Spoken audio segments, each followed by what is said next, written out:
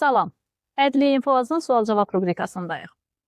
Aparıcınız mən Şahilə Asımın həmsöhbətimizi hüquqşünas mediator Zahir Quliyev. Zahir bəy, xoş gördük. Zahir bəy, bugün bank krediti və borc problemləri mövzusundan danışacağıq. Məncə aktual mövzu. Bəli, ilk sualım, kredit ödənişi gecikərsə bank borc alana qarşı hansı hüquqi addımlar ata bilər? Kredit müqaviləsi üzrə ödənişlər gecikərsə, bank məhkəmə qaydasında əvvəlcədən vətəndaşa rəsmi qayda xəbərdarlıq məktubu göndərməklə iddia ərizəsilə məhkəməyə müraciət edib, həm tam məbləğini, həm də müqavilə, eləcə də qanunvericiliyə uyğun olaraq nəzərdə tutulmuş faiz, cərimə, pensiya qəddiyat və pulunu da tələb edə bilər. Amma icazənizlə bir qədər haşiyyə çıxacam.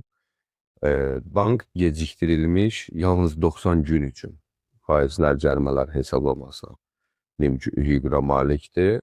90 gündən sonra məhkəməyə verilmiş iddialara görə və yaxud da 90 gündən artıq hesablanmış gecikmələrə görə heç bir halda faiz və sair tələb etmək hüququna malik deyil.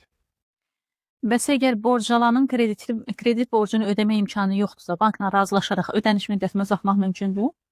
Təbii ki, vəsait bankın öz vəsaiti olduğu üçün bank da vətəndaşla razılığa gələrək ya kredit müqaviləsinin müddətini uzada bilər, hər hansı bir əlavə müqavilə bağlamaqla və yaxud da yeni müqavilə bağlayaraq hissələrə bölüb vaxtı uzatmaqla hissələrə bölüb razılığa gələ bilər. Amma biz məhkəmə qaydasında bankın üzərinə belə bir öhdəlik qoyulması ilə bağlı tələblə çıxış edə bilmərik. Aydındır. Təşəkkür edirəm aydınlıq gətirdiyiniz üçün. Əgər sizin də hər hansı sualınız varsa, Ədliyyə İnfoazın Facebook səhifəsinə və ya 070 222 91 39 WhatsApp nömrəsinə göndərə bilərsiniz. Gördüyünüz kimi heç bir tamaşaçının sualı cavabsız qalmır.